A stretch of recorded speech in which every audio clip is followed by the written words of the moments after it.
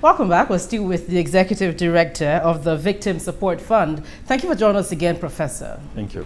You said the government is trying to rebuild the Northeast. Yes. What are the plans really about this? Government will be in a better position of responding to that. Are you involved in any way? We are involved in some ways because I'm aware, I know that the government has also set up the Presidential Committee on Northeast Initiatives, the PCNI, which is also chaired by General Danjuma. And I'm aware that the PCNI has completed the draft of what is called the Buhari Plan for the reconstruction of the Northeast.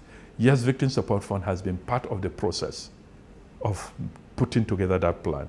Victim Support Fund has funded the whole exercise of putting together the Buhari Plan. So yes, I am aware, but in terms of where that process is and where we are moving, which I know is moving very fast, government will be in a better position really to speak to the status of the Buhari Plan as it is. I mean, how would you be funding a whole project as that? And you don't want to give us an idea of what exactly or what stage you're in? No, I am saying that the draft plan is ready. It has been completed, but that is not the end of it. Give us a sneak peek into what's happening. The draft plan has been prepared, and a lot of consultations are going on about it. And it is left for the government to now take the next steps of the process of formally endorsing it and then getting every stakeholder and every partner on board, the process of formally inaugurating that plan and the implementation of it is within the purview and the prerogative of the government. But I know that government is anxious for this to, to go. The enabling legal and legislative requirements to activate this, I know that it's also fast at work. The monitoring mechanism in place, can we understand how this fully works? Of monitoring of... Yes, how the monies are disbursed and how you get to discover which hospitals need the funds, which schools, which communities, for instance. There is a data subcommittee of the Victim Support Fund.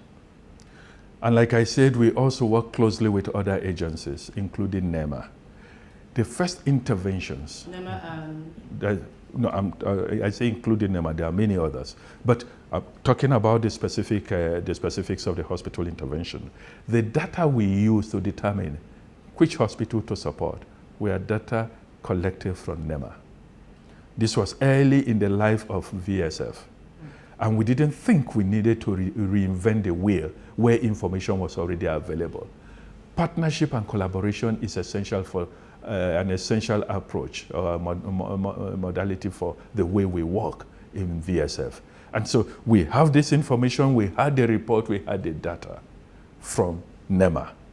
And it was clear what the medical challenges were, which hospitals were most strategic at that point, delivering services to the victims.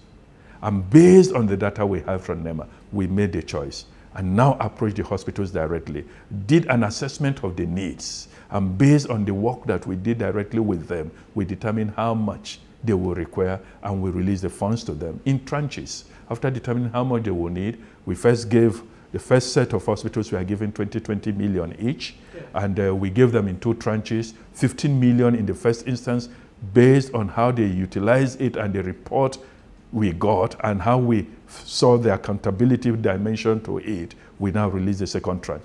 Some have utilized the second tranche and done it so well and are even applying for a renewal of new grants to them. The University of Maiduguri in particular has done excellently well in the utilization of the funds that we gave to them, and we are discussing with them right now, upping the grant that we gave them.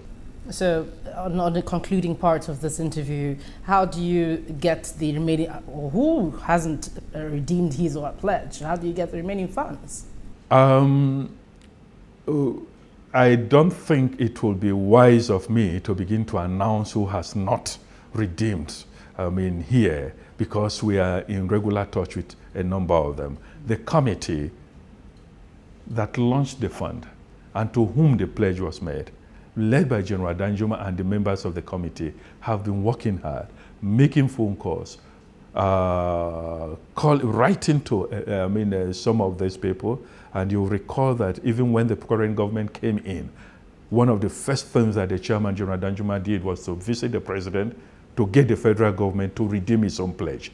And the federal government redeemed its pledge following that visit by our chairman. And one or two other situations have happened that way. So we'll continue to plead with those who made the pledges and plead with all other Nigerians that everybody can play a role in this. No matter how small people get, when the little donations they make, we assure you they go a long way to bring succor to this victim. Very well, Professor Ochoche. Thank you for joining us on Dateline Abuja. Thank you so much. Thank you. God bless you.